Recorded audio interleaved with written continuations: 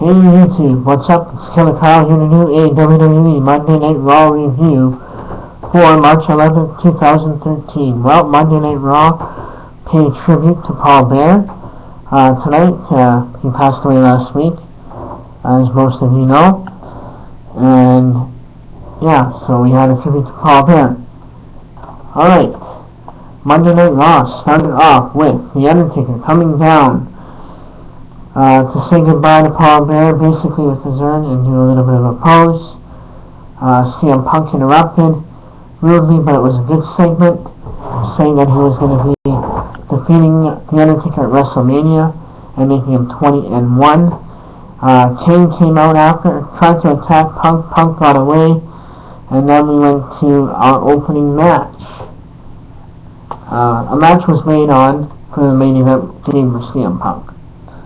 The opening match saw Big Show supposed to be going one-on-one against Seth Rollins, never really ended up happening, kind of had a brawl, and then we see basically the Shield triple powerbomb the Big Show, and they go over again, and they've been doing pretty good with their stuff as well. So then we have another matchup, Dolph Ziggler over Daniel Bryan. Pretty good matchup, back and forth chemistry between the two. I like the finish with the zigzag and the distraction from Big E. That was pretty good as well. Fandango doesn't wrestle again because no one gets his name properly. The only one that can get it right is King, I guess. He was supposed to wrestle Tensai. Didn't end up happening though. Then we see Team Road Scholars against the New Age Outlaws, but this is like about a 3-minute match because Lesnar comes out, and along with Heyman, Lesnar F5s Billy Gunn and Road Dogg. Rhodes and Sandow leave.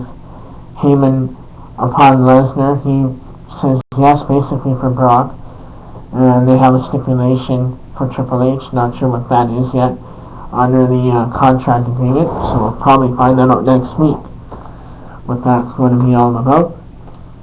And then we have Mark Henry over Kofi Kingston. Short match, probably about a 4-minute squash. Sucks Kingston got squashed in that match, but they're building Henry and Ryback, and we were thinking they might have been building it for WrestleMania, but they're building it for SmackDown. I guess the match has been booked for Friday on SmackDown, so I think they're going to end up having the match at WrestleMania. They're probably going to have a double counter or something on Friday, but we'll see. The Bellas return as well. Cody Rhodes was kind of eyeing up Caitlyn again, and Damian comes along and says, hey, I got the Bella Twins with me, and they made a surprise return, so that's good for the Diva division. That's a plus. Then we see another matchup made later on with Sheamus and Randy Orton up against Team Road Scholars, because their match kind of got screwed over with the New Age Outlaws with Lesnar. Ryback squashes Heath Slater, and Mark Henry and Ryback kind of have fun with Drew McIntyre, Shell Shock, and World's Strongest Slam repetitively. So that was alright. It was what it was, right? And then we go on as well. Alberto Del Rio over Antonio Cesaro with the cross-arm breaker. A pretty good match. Could have been longer. This match could have been a lot longer than what it was. Could have been 25 minutes, I think. Hopefully they put it on a pay-per-view later down the road, after WrestleMania. But we'll see what happens when it comes to that as well. And this is probably not in order, but we had another pretty good tag match, as we said. Randy Orton and Sheamus over Rhodes and Sandow. That was good as well. A lot of good chemistry between Orton and Sheamus. A lot of people are talking about a Randy Orton heel turn, so it's potentially there to happen. So, really good match. I like the chemistry with Sheamus and Orton. They look really good over Road Scholars. So, it was a really good match, and they won. Then we go to the highlight reel. Jericho has returned.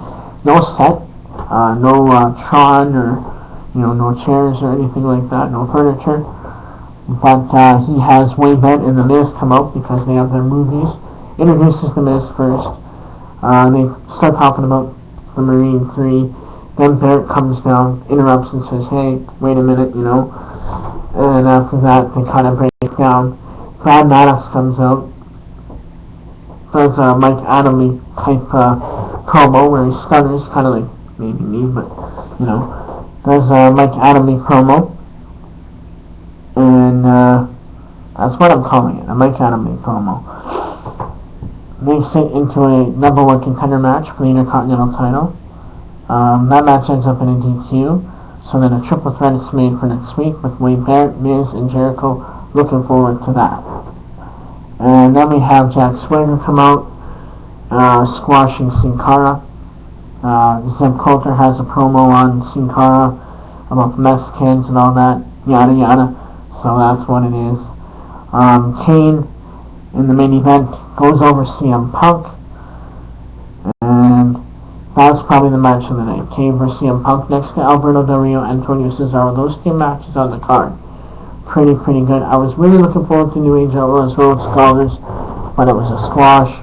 So, hopefully they do a rematch or something, maybe on SmackDown or Raw next week. Kind of really wanted to see that, but it was what it was, and it was a good segment for Brock Lesnar as well. So there's a lot of ups and there's a lot of downs, as always, for mostly on Raw, but it was a good Raw, a tribute to Paul Bearer, the memories of Paul Bearer throughout the night, and it was very good. Overall, it was a decent show. It wasn't bad, I think it was better than last week, but nothing will top the Cena CM Punk a couple weeks back, but Kane and Punk was pretty good as well. Punk can wrestle. He just needs to up. Tonight with his promo, he was on target. He wasn't long. He didn't bore the hell out of me like, a while back there. So he was on target tonight with everything. And good match with Kane. Good no DQ match. They utilized chairs. They didn't utilize a whole bunch of weapons or anything, but they had everything pinpointed down. Punk attacking Kane in the end. Undertaker coming to Kane. And then the show closing out. That was Raw. So that's my Monday Night Raw review for March 11th, 2013. Killer Kyle. Peace.